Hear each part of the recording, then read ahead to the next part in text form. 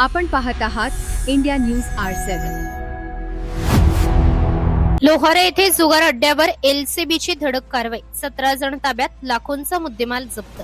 आंतरजिल्ह्यातील जुगाऱ्यांचा सहभाग, अनेक दुचाकी व चारचाकी वाहनांवर जप्ती, काही आरोपी फरार। बाळापूर तालुक्यातील उरळ पोलीस ठाण्याच्या हद्दीत येणाऱ्या लोहारा येथील माता कमान परिसरात सुरू असलेल्या अवैध जुगार अड्ड्यावर स्थानिक गुन्हे शाखेने मोठी कारवाई केली। एका बादशाह या जुगारावर चालणारा अड्डा उद्ध्वस्त करत पोलिसांनी 17 जणांना ताब्यात घेतले असून लाखो रुपयांचा मुद्देमाल व रोख रक्कम जप्त केली आहे।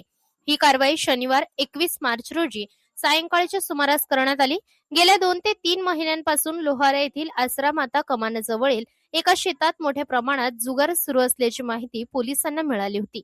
या गोपनीय माहितीच्या आधारे एलसीबीच्या पथकाने छापा टाकत संयुक्त कारवाई केली। या कारवाईत मंगेश तेजराव हिंगणे वय वर्ष 40, धर्मा गणेश सारवान वय वर्ष 30, संतोष रामगिरी वय वर्ष 52, निखिल श्रीकृष्ण अग्रवाल वय वर्ष 35, अक्षय संतोष मोहोळ वय वर्ष 24, अजय लक्ष्मण चंडाळने वय वर्ष 45, सचिन बाबूराव कोकाटे वय वर्ष 40, गणेश महादेव ताठोडे, सतीश गोपाल जगळे वय वर्ष 24, अमित देशमुख वय वर्ष 43, आसिफ लतीफ देशमुख वय वर्ष 48, गजानन वसंत देशमुख वय वर्ष 35, सागर संजय खान जोडे वय वर्ष 35, सागर साहेबराव वय वर्ष 40, नैनेश्वर सुरेश घारमोडे वय वर्ष 40, अंकुश श्रीराम मेटांगे वय वर्ष 32 आणि आशिष दिगंबर टाकरे वय वर्ष 35 यांना ताब्यात घेण्यात आले आहे।